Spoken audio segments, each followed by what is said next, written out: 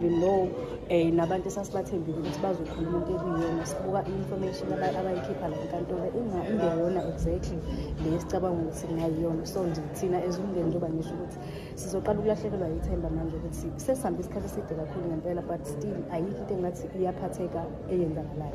Kunalokho nje silokhu siphoxeka, lokhu lihlehla icala and always yonke into siyizwa on the day. Siphatheke kabi kakhulu nje ngoba we were really ngokuthi sizongena la ngaphakathi and silalele icala liqhubeka njengesithembiso sasithenjiswe sona.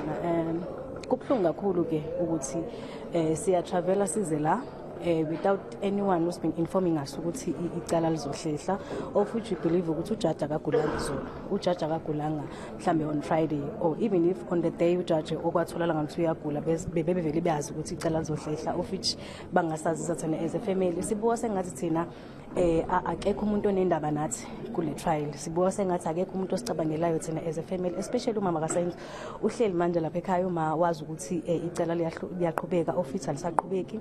It's very sad.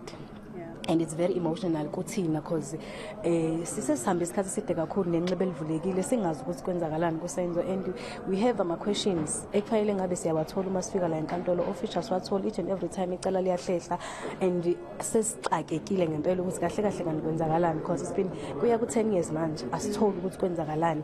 Uma ngabe icala lokhu lihlehla, even abantu ababizwa ngaphakathi bezothola ubufakazi, they keep on saying ezinye izinto abasayikhumbuli. So the time i-case idraga kanje, do they think labo bantu bazobuya bathi bayakhumbula yini?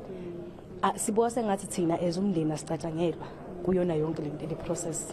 We believe ukuthi if ukuthi ujaji uyagula manje and abazi noma uzobuye khona yini on the time elizobuya ngalo, so thina sisenalo kakhulu ithemba, sekuwukuthi nje ngoba phela egcineni asikwazi uvele siyekelele kanjalo, sizolokusiza but asisenalo ithemba. It looks like akukho la siya khona njengamanje.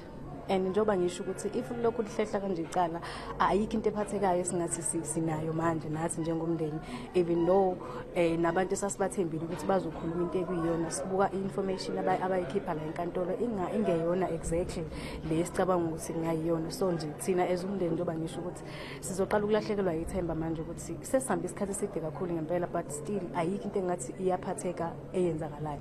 Kunalokho nje silokhu siphoxeka, lokhu lihlehla icala and always yonke into siyizwa on the day.